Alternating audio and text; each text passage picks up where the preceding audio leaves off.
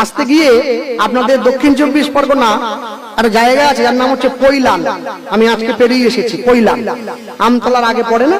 হ্যাঁ, পৈলানে একটা মন্দির আছে, যে মন্দিরটার নাম স্বামীনারায়ণ মন্দির। খুব নাম করা আর খুব সুন্দর দেখতে মন্দিরটা, অনেক বড় জায়গা নিয়ে। তা যখন গাড়িটা স্লো হয়ে গেছে, আমি জানলা দিয়ে মুখ বাড়িয়ে দেখছি হাজার হাজার মানুষের ভিড় হয়েছে ওখানে। আর ফুচকার দোকান, চুরমুড়ের দোকান, ঝালমুড়ির দোকান সব বসে পড়েছে রাস্তার ধারে। আর ছেলে মেয়ে, বউদের, বাড়ির মেয়েদের, মায়েদের খুব ভিড়, আর সঙ্গে ছেলেরাও ঘুরছে। তা আমি দেখলাম, তা আমি আমার যে গাড়ি চালাটাকে বলছি, আমি বলি ভাই এটা কি গো? বলছে মন্দির আছে এখানে, পৈলা রাধা গোবিন্দের মন্দির। সেই মন্দির স্বামীনারায়ণ ঠাকুরের মন্দির। সেই মন্দিরে ভগবানকে দেখার জন্য মানুষের ভিড় হয়েছে। কিন্তু একটা জিনিস দেখে আমি চমকে উঠলাম, কি জানো? সেটা হচ্ছে এটা, আমি দেখছি বাড়ির মা বোনেরা এসছে পৈলানে ভগবানকে দর্শন করতে, তারা পোশাক পরে এসছে হাঁটুর উপরে এইটুকু। মানুষের বোধ নেই, মন্দিরে যেতে গেলে কি পোশাক পরতে হয় এ বোধ মানুষের হারিয়ে গেছে। তুমি কি রাত্রিবেলা কোনো পার্টিতে এসছো, মদ খেয়ে নাচবে, ছোট পোশাক পরে এসছো, নাচতে কষ্ট হবে বলে? ভগবানের মন্দিরে এসছো, বড় পোশাক পরে এসো। আরে তোমার দিকে তাকাতে ভগবান লজ্জা পেয়ে যাবে, বলে আমার দিকে তাকাতে বলিনি, আমার দিকে যে দেখাবে তার চোখের দোষ, তুমি দেখবে কেন? আমি বলেছি তুমি মদ খেতে পারো, সেখানে দোষ নেই। তুমি মদ খেয়ে মাতলামি করলে তখন তোমার দোষ। তুমি ছোট পোশাক পরতে পারো, এতে কোনো দোষ নেই, কিন্তু তুমি ছোট পোশাক পরে সমাজকে অধঃপতনে নিয়ে যাচ্ছ, এখানে তোমার দোষ। বিচার করুন। ভগবানের মন্দিরে যাচ্ছি, ভগবানকে দেখতে যাচ্ছি। তুমি যখন বাড়ির থেকে বেরিয়েছিলে, তোমার পিতা মাতা, তোমার বাবা মা, ভাই বোন তোমাকে এটা বলেই বের করেছে আজকে আমরা ভগবানের মন্দিরে যাব। এটা বলেনি ডায়মন্ড হারবারের গঙ্গার ধারে হাওয়া খেতে যাচ্ছি, এটা বলে। তুমি ভগবানকে দেখতে যাচ্ছ, মনে রাখবে। দক্ষিণ 24 পরগনা আপনাদের জেসে জেলা নয়, জেসে জেলা নয়, এই জেলা একটা জায়গা আছে যার নাম জয়নগর, যেখানে মোয়া বিখ্যাত, গোটা পৃথিবীতে সবাই জানে জয়নগরকে। এই জয়নগরে একটা মন্দির আছে, জায়গাটার নাম হচ্ছে রাধা বল্লভ তলা। রাস কীর্তন হয় এই সময়, হবে অনুষ্ঠান। হ্যাঁ, রাধা বল্লভ তলায় একটা শুকনো কদম গাছ আছে, গাছটা শুকনো, ডালপালা নেই। প্রতি বছর রাস পূর্ণিমার দিন রাত্রি, মধ্যরাত্রি মানে রাত 12টার সময় ওই শুকনো ডালের যে কোনো একটা ডালে দুটো কদম ফুল ফোটে। সেই শুকনো গাছে কদম ফুল, সেই কদম ফুল দুটো পেড়ে এনে আগে রাধা গোবিন্দের চরণে দেয়া হয়, তারপরে অনুষ্ঠান শুরু হয়। এরপরেও মানুষ বলছে আমাদের নাকি মাহাত্ম্য নাই। নাই মানে কি? তোমার দেখার মতো চোখ নষ্ট হয়ে গেছে। আরে যে কানা হয় তাকে সারিয়ে তোলা যায়, যে অন্ধ হয় জীবনে সারবেনি। হাউসফুল, একবার ওপর থেকে আলো নিভে গেছে, আর চলবে না।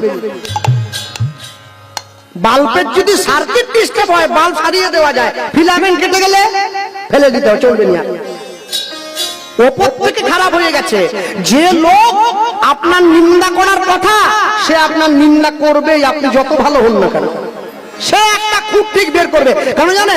ও তো কাজই নিন্দা করা।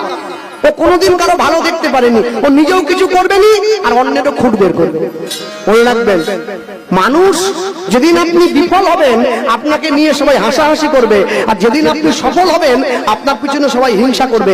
তাহলে কে কি বললো, কে কি শুনলো, ওই দিকে কান্না দিয়ে নিজের লক্ষ্যে এগিয়ে চলুন, নিজের লক্ষ্য পূরণ করুন।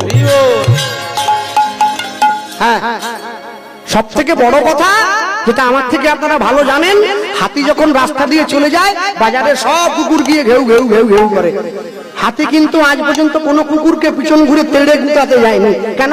হাতি জানে আমি একটা পা তুলে দিলে একটা নয়, একসঙ্গে 8-10টা কুকুর মরে যাবে। অতএব ওরা বলছে বলুক, আমি আমার রাস্তায় চলে যাই।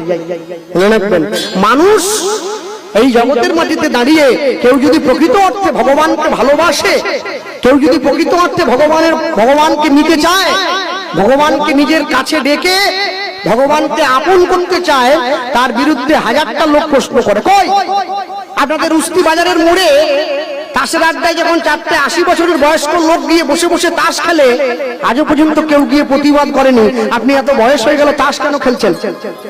আর আমি যখন রাস্তা দিয়ে চলে যাই, গলায় মালা পরে, কপালে তিলক করে, লোকে আমাকে 5টা বাজে কথা বলে, গোপাল আবার ভক্ত হয়েছে। মানে গোপাল তাস খেললে ভালো হতো, গোপাল মালা পরেছে, গোপাল খারাপ হয়ে। মানুষের কাজই এই। মানুষ, বিশেষ করে বাঙালি, এ কোনোদিন কারো ভালো দেখতে পারবে না, আপনি যাই করুন না কেন।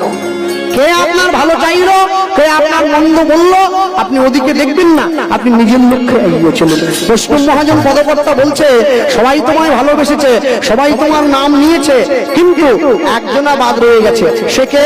প্রেমানন্দ দাস ঠাকুর, এই পদাবলীর যিনি লেখক। তিনি বলছেন, প্রভু সবাইকে তুমি নাম দিলে, আমি শুধু বাদ রয়ে গেলাম। তিন ভুবন আনন্দে ভরিল, উঠিল মঙ্গল তিন ভুবন আনন্দে ভরিল, উঠিল মঙ্গল তিন ভুবন আনন্দে ভরিল, উঠিল মঙ্গল তিন ভুবন আনন্দে ভরিল, উঠিল মঙ্গল সাহেব প্রেমানন্দ এমন গৌরাঙ্গের দিনা জন্মিল, হে প্রেমানন্দ এমন গৌরাঙ্গের দিনা জন্মিল, প্রেমানন্দ এমন গৌরাঙ্গের দিনা জন্মিল, প্রেমানন্দ এমন গৌরাঙ্গের দিনা জন্মিল। আমার ভাগ্যে হলো না, আমার ভাগ্যে হলো না, আমার ভাগ্যে হলো না, আমার ভাগ্যে হলো না, সবাই তোমার নাম নিল, আমার ভাগ্যে হলো না, আমি পড়ে রইলাম, আমি পতিত করে রইলাম। আমার ভাগ্যে হলো না, আমার ভাগ্যে হলো না, হে প্রেমানন্দে এমন গৌরাঙ্গ রতিনা